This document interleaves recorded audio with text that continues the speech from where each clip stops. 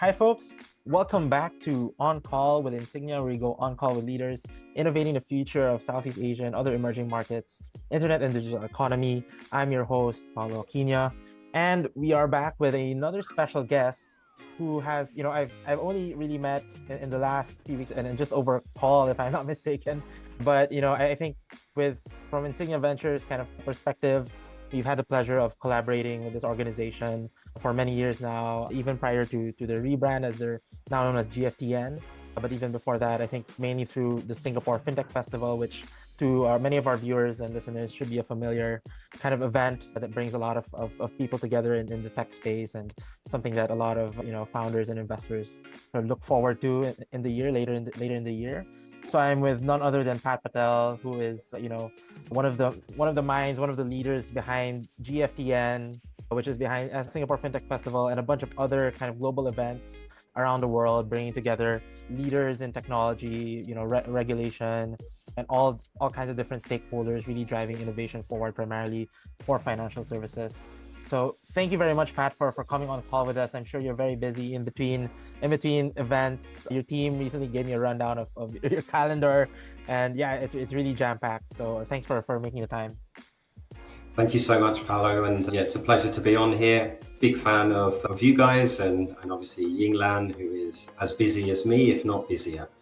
So yeah, just a quick intro on Pat. I mean, he spent a long time with GFTN, previously Elevandi, but then he's also had a career prior to that in other kind of, I would say, like tech events, tech organizations as well, tech ecosystem enablers like Money 2020. And then prior to that, he's also had experience in product management, marketing, and all of that in fintechs, primarily in the UK as well. So yeah, I wanted to kick off our conversation just with a sort of a lighter question, perhaps, maybe, of what excites you about fintech innovation today. I mean, obviously people are talking about AI and all these things, but maybe you can dig a little bit deeper into something that perhaps maybe you think people are not really talking about, but is should be in the spotlight a little bit more.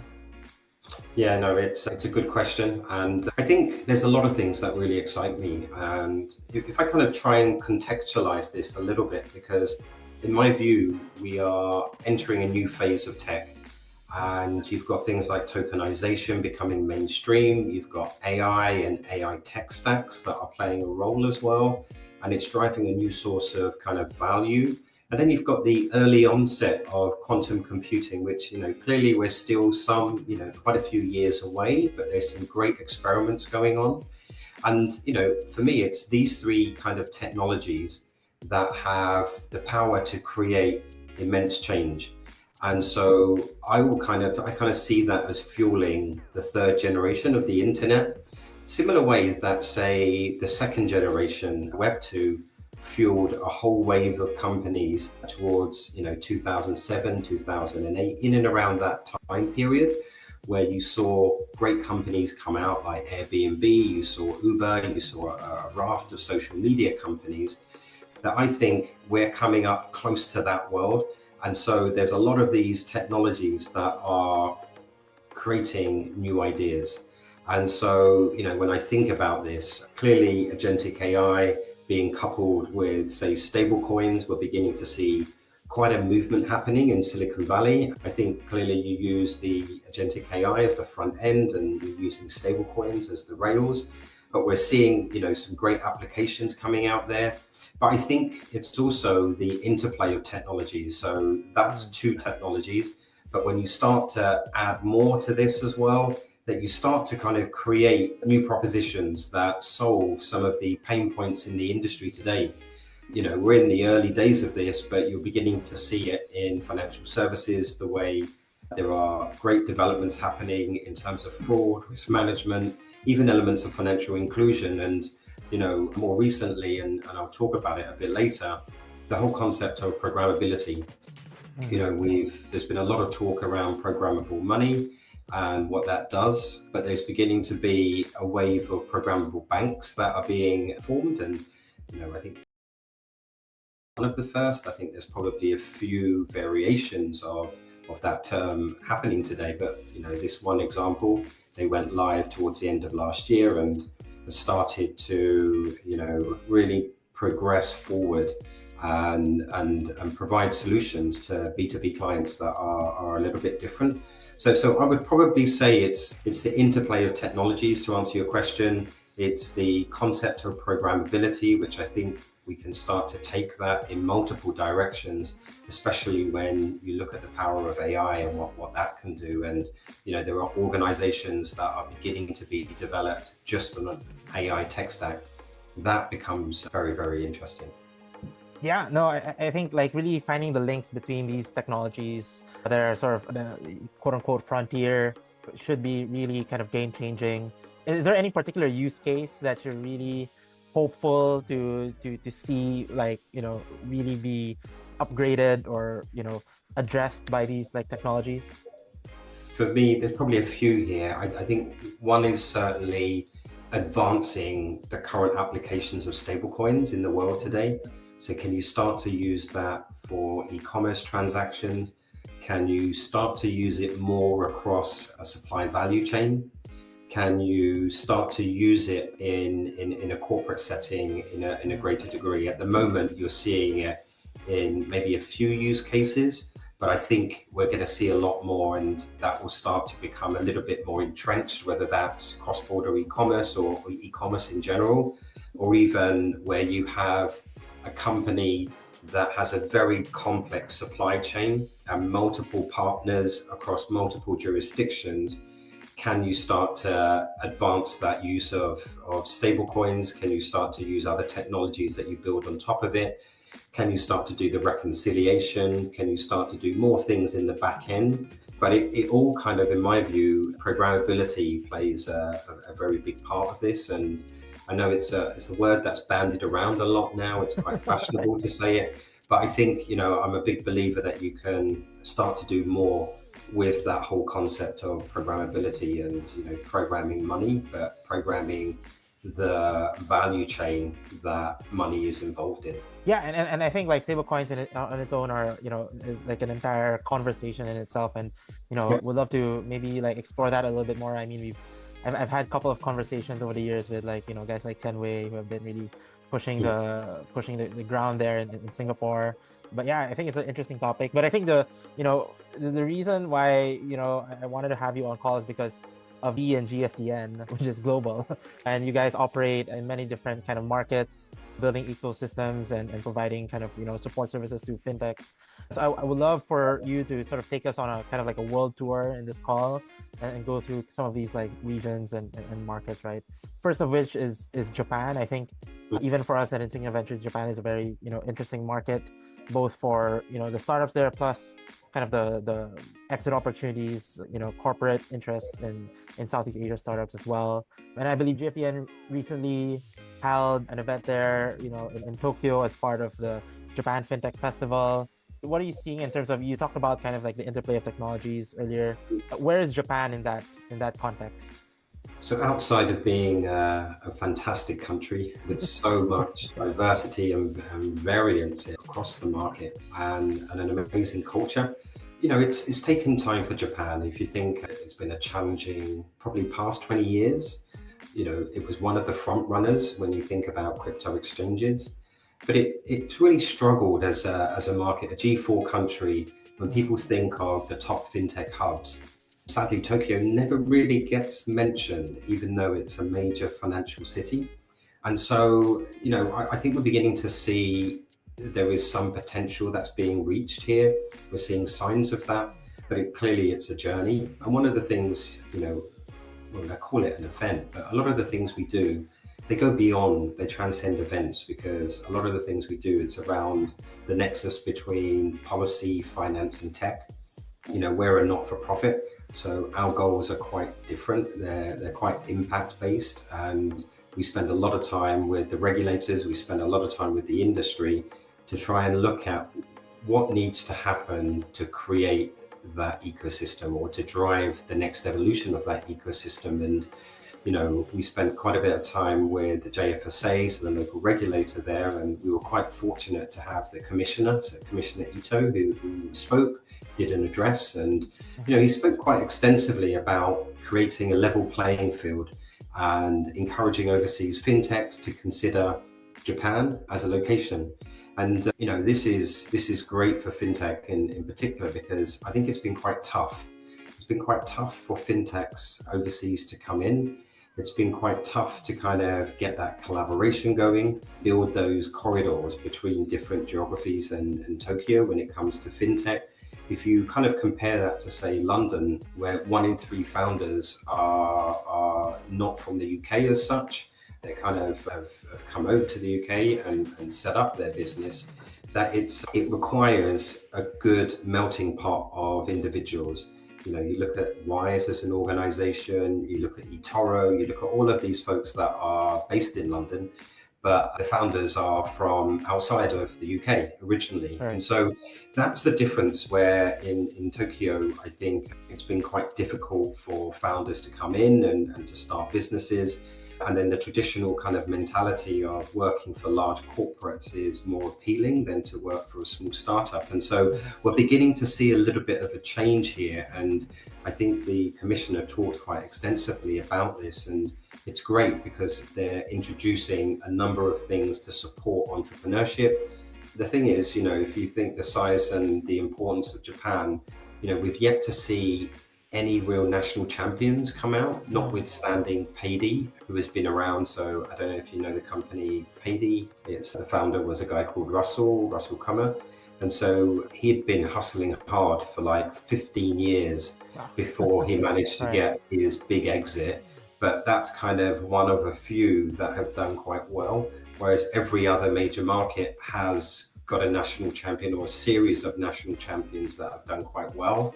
It's taking its time, but you don't always have to be the first to lead. You can always be a fast follower and start to really double down on certain things. And I think when you think about Japan has a great tech capability, it has a lot of patents as well as a country. And so I think we'll start to see more of that. At the moment, the large players tend to dominate kind of broader financial services.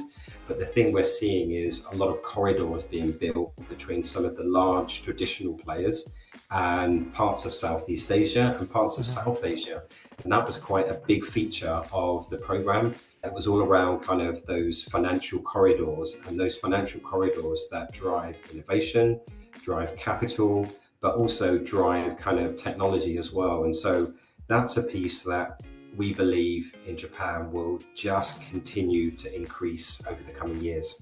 I think Japan has always been known for, you have a lot of kind of companies that are very strong in electronics, kind of deep tech companies. But then on the other hand, you also have a lot of large kind of like financial services companies that have been around for decades. But no company that has really kind of like married the two in a way that to become kind of like a national champion, as you mentioned. Exactly. So kind of like really the that's tech the piece advantage in the financial services. One thing I would say is companies such as Hitachi and Sony, they are looking at this place. They're looking at experimenting with the technologies and that intersection of technology and finance. Right. And so maybe it could be, well-known brands such as Sony and Hitachi that start to spawn a number of spin-offs that could start to become quite successful. But let's see, hopefully. Right. Yeah. And so what you mentioned, I guess now more than ever before, it's a relatively easier time for, talent from overseas or startups from overseas to sort of make headway into Japan. What advice would you have for founders looking to do that, especially kind of, selling to corporates there or having conversations with regulators there? Yeah. So the lead times, I think you have to be prepared that the lead times are going to be quite long. But once the trust is built, then there is a long-term commitment there. That's our experience and my personal experience over the last decade when I'm working with companies, outside of fintech and also within kind of financial services. I do think having that regulatory touch point, Japan does, or the JFSA does have a fintech team there. And so certainly engage with that fintech office because they're very open and they're very keen to engage with good players in the industry. Clearly, it's going to have to be, you need a presence. And so there are a lot of people in Japan that are able to converse in both Japanese and English. And so you probably need good individuals based in Tokyo that can provide that bridge for you. Clearly, the programs that we run, so the one that we run a little while ago in Tokyo, they're great platforms to be able to listen, but also start to engage and connect with the right players in the ecosystem, whether it's traditional players or even potential partners outside of financial services that can be that go-between, but also can be that first reference client, because it's all about getting a reference point, getting credibility, and slowly building your presence. But at least I would expect that it would take a bit of time. It isn't something that's going to happen over 1 to 2 years. It's a slightly longer term play, but the rewards are certainly worth or outweigh the time taken. Another market down south that I guess Southeast Asia fintechs and SaaS companies are also looking to break into is Australia. And yeah, GFTN, I mean, you guys are our partner there, I think with Black Swan, one of the biggest tech events in Perth. Obviously, Australia is also one of those markets that it's quite large, and one could argue, you know, Sydney different from Perth, different from Melbourne, and et cetera, et cetera. But yeah, so how would you advise kind of like fintech startups looking to explore this market? Is there a better region to sort of start at first than others? Sure. So you know, and I'm sure most of the people listening in are well aware that it's also been quite tough in Australia in recent years. You had a big wave of fintech, certainly challenger banks and neobanks building up prior to COVID. And quite a few of those have kind of fallen by the wayside in recent years. Afterpay was the big kind of marquee that everyone looked to when Jack Dorsey came in and paid an insane amount for Afterpay. Right. But yeah, it's an interesting regulatory environment, that's for sure. You know, the open data framework was one of the best around at the time, very comparable to what was going on in Europe. But I think when I think about the opportunities, there are still a lot of opportunities around cross-border payment flows. I think organizations that can create more value in their cross-border transactions, I think that's one thing. I do think the big four still hold a lot of clout in the marketplace. And so it can be at times, from one vantage point, you could see it as quite an insular marketplace. But we're beginning to see a little bit of movement happening. I think, you know, outside of the big four, there is still a lot of kind of a cooperative structure of banks. So for B2B players, working with those organizations could be a way in to try and, you know, give an advantage back to those outside of the big four. So from our perspective, you know, clearly Sydney and Melbourne are the two financial cities. You know, for us, the reason we went to Perth was we didn't want to create just another fintech event, because there is quite a few that you see across Melbourne and Sydney. We wanted to kind of create a place that would focus more on the nexus between academia and technology, and start to look at a series of different technologies. And when people say why Perth, it's because Western Australia has an abundance of green energy. And so as you start to think over the next decade or so, the world is going to need a lot of natural energy to be able to power, whether it's digital assets, whether it's AI models, whether it's all these new emerging technologies coming down the line. And so we see Western Australia being well placed to be able to be one of the leaders in green energy. And so that's the piece from our perspective. And then we kind of decided to be a little bit cheeky about it. And, you know, Perth is the only place in the world where you can see black swans. For real, I was quite blown away to see an actual black swan. Hence the name, yeah. Yeah, hence the name. And so, you know, the whole concept of that real Black Swan event is, you know, a doomsday scenario or a massive change, you know, a rare occurrence. And so what we did at the program was paint a number of problem statements and start to bring academics together with practical technologists to start to work through how can we leverage, you know, whether it's AI, digital assets or quantum, to potentially solve some of these black swan events or problem statements that are likely to come down the road. You know, we've seen in the last 15, 20 years, we saw COVID, We saw a number of winters in different kind of sectors, but we also saw the global financial crisis. And so how can we solve some of those? How can we prepare ourselves by leveraging technology in the right way? And that was the purpose of us doing something there. It was at a university, and it was super rewarding. It was probably the most technical content we've ever had, and we had great feedback as well. I remember one of our founders in Vietnam being inspired by, being a user for like StockSpot back in 2017, 2018. So we had a lot of like fintechs already at that time. But then at the same time, that same founder was also telling me that 24-hour banking came first to Vietnam versus Australia. So which is a quite a ironic kind of situation, but it's quite interesting where you've had this history, but also kind of it's a little bit slower, I guess, in certain kind of like developments. Moving on to another region of interest for GFTN, which is Africa, where I would say like at least a number of unicorns there are fintechs, and some of the national champions, so to speak, started in payments, very similar to Southeast Asian markets.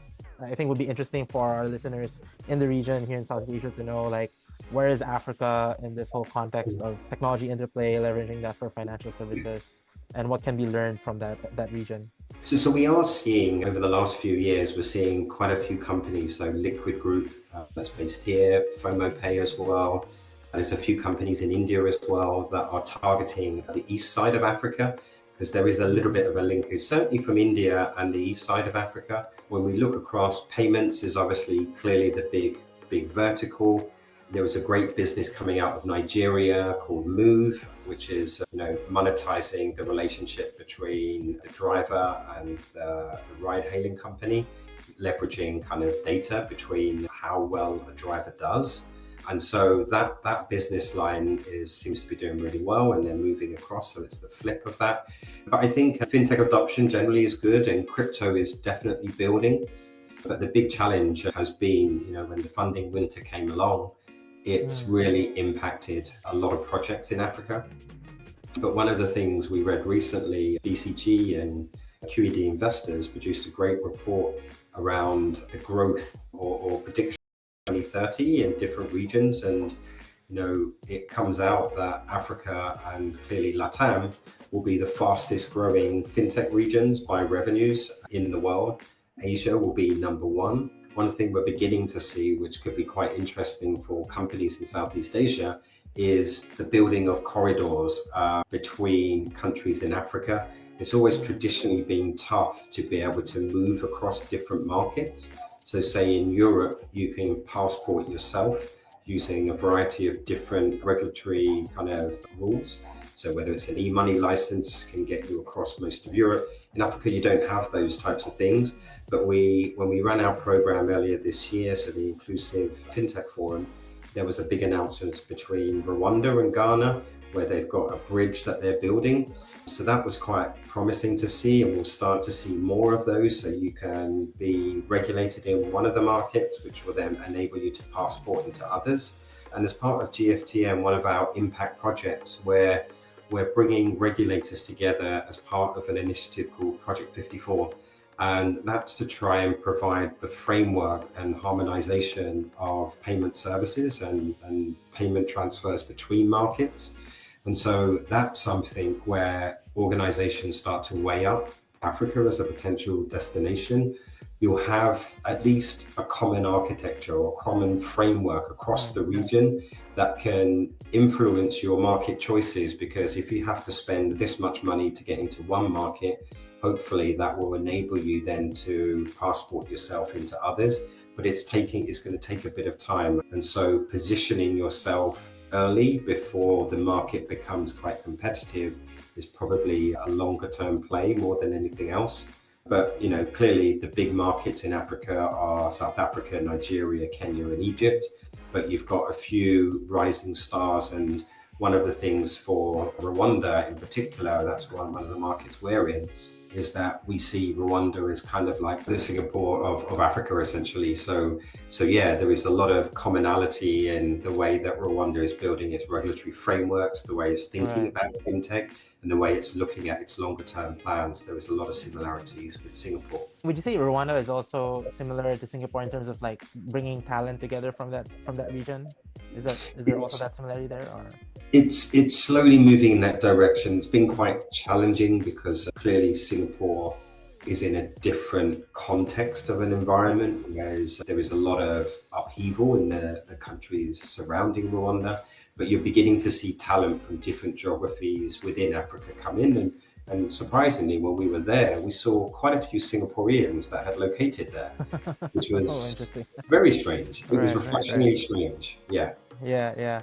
No, I mean, like, I know Singaporeans love to, like take these like career breaks, travel the world, and settle down somewhere, totally removed from Rwanda might be the place to go. Well, you've got the Gates Foundation there. You've got a number of interesting foundations that are located there, and the Clinton Foundation as well. So you're seeing a lot of good projects that are being developed, from infrastructure all the way through to some of the digital services that we have in Southeast Asia.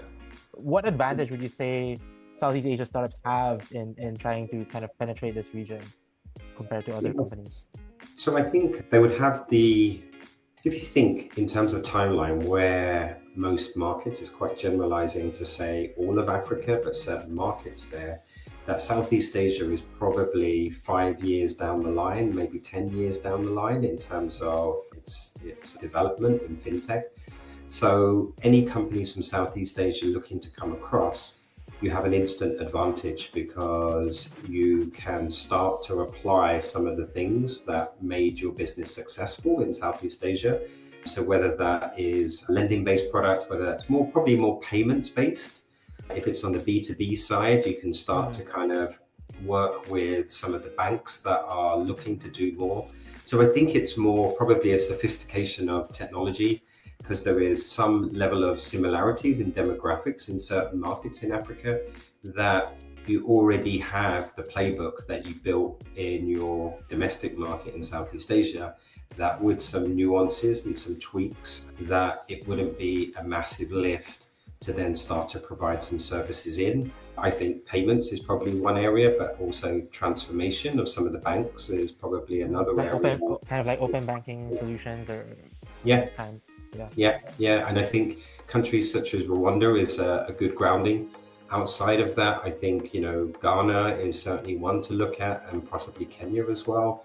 But these are markets where once you start to make inroads, then you can start to build your customer base out, and look no further than what Liquid Group is doing in Rwanda and Ghana, and also FOMO Pay that have launched there, and Proxtera as well. They've managed to do reasonably well, and they're positioning themselves for the future as the region starts to realize or achieve its potential, and the growth rates are always going to be increasing in terms of fintech revenues.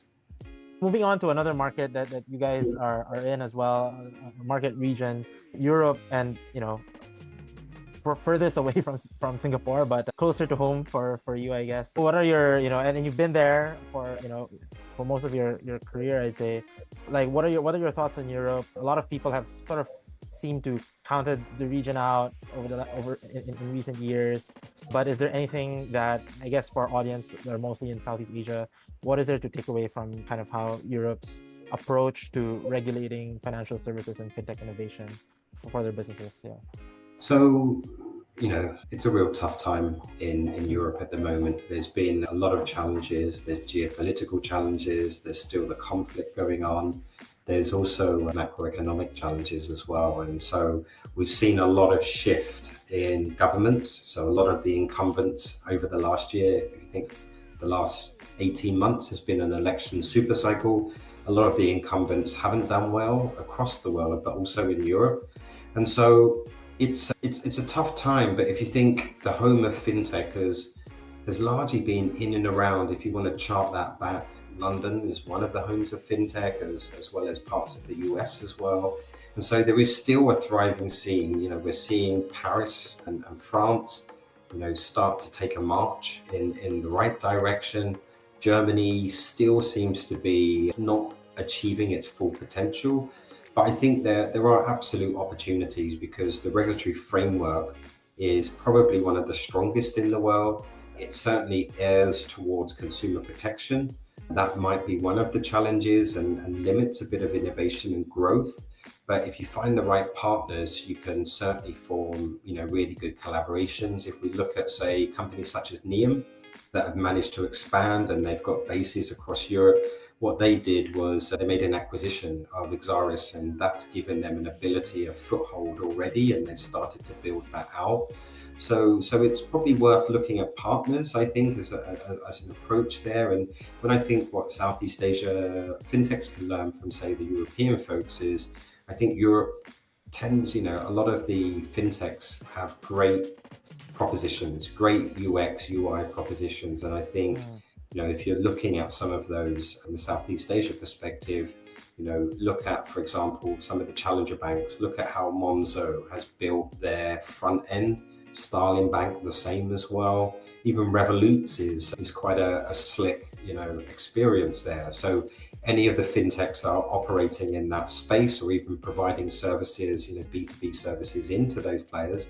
Look at how that user experience and how they engage, certainly Monzo, how it engages its customers.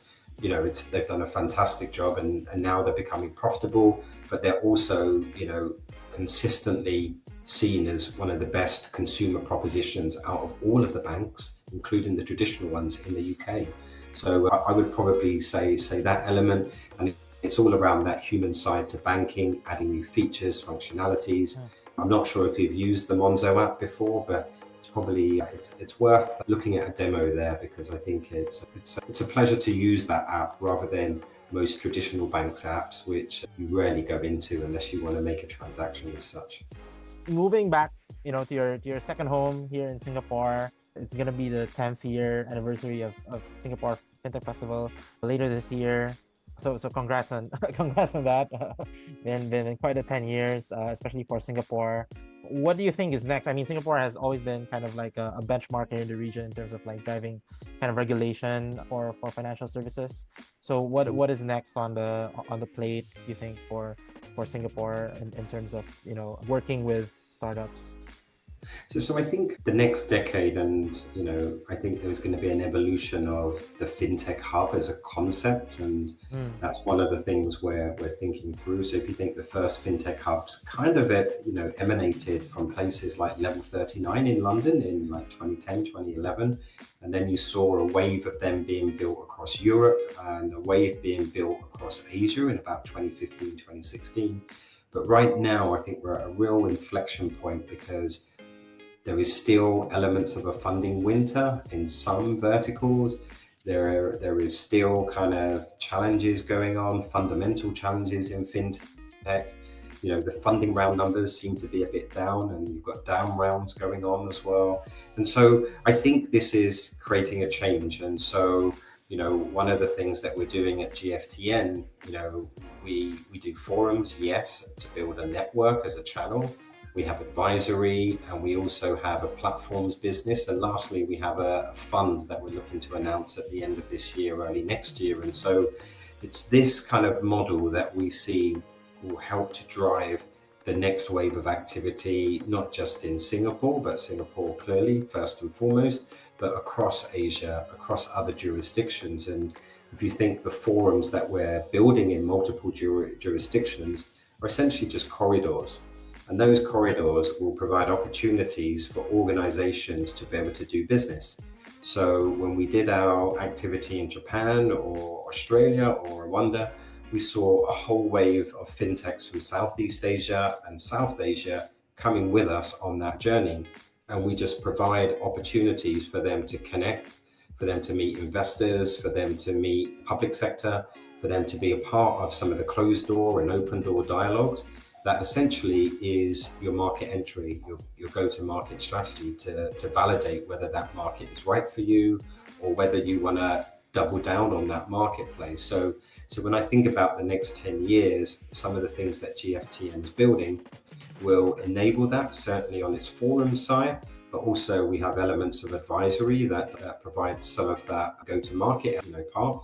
And then where we see interesting business models, we'll have the opportunity to co-invest with, on interesting projects and interesting models. But I think the next 10 years, as I mentioned earlier, is going to be characterized by how Web3 plays out and those foundational technologies. So if you think Web 2 was driven by 3 foundational technologies of mobile, social, and cloud, the same way that Web 3, or the third generation of the internet, will play out with 3 foundational technologies, and that's AI, quantum, and decentralized networks, that will play a big feature of the next decade of fintech. And those that are able to adapt to that new reality will be probably some of the winners, certainly from a fintech hub perspective, but certainly from a fintech company perspective as well. Yeah, no, and we spent a little close to an hour discussing about some of these potential corridors from Africa, Japan, Australia, even Europe as well. And I think we'll see a lot more cross-border fintechs. And so in that regard of, as say more fintechs try to build on top of, kind of stablecoin technology or try to explore different use cases for that, where do you think the kind of the competitive advantage will lie, in this landscape where everybody's sort of playing that game? I think a key part will be the relationships that are built with regulators and policymakers. If you think the first decade of fintech, most didn't really require a license as such. It's only been over the last, say, 5 years, maybe a bit more, that the role of the regulator and policymaker in fintech is playing a bigger role, and we're beginning to see them, more and more at programs and more in dialogue. So I think those relationships is going to be very, very important. I think where organizations are able to look at the tech stack and really think differently, and we're seeing out of Silicon Valley, a lot of businesses that are AI first. They're built on AI tech stacks, and so you're able to do more with much less, very less people. That's always been a trend in the US, but provide greater customization. I think that's where I think there's going to be a real advantage, where those that are able to leverage that so-called AI tech stack to deliver great propositions. And I think that will be the wave that starts to disrupt fintechs that have been around the last 10 to 15 years. So the next wave of disruption is occurring, and that will be to those fintechs that have been around for some time. They're just going to have to up their game, basically.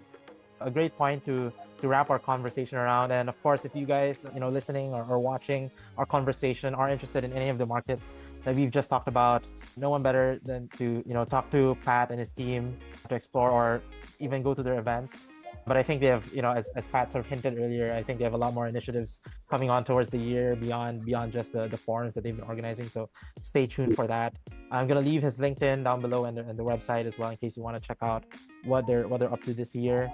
And yeah, leave any comments below if you have any questions or are curious about other markets, or you want to hear from specific kind of fintech founders in the regions that Pat has talked about. Thank you again, Pat, for taking time in your busy schedule to come and have a call with us. And thank you for sharing all your insights and really give us a kind of a global perspective on where fintech is and what you're excited about. And yeah, we'll see you guys in the next call, and stay tuned for more conversations with leaders like Pat. Thank you so much.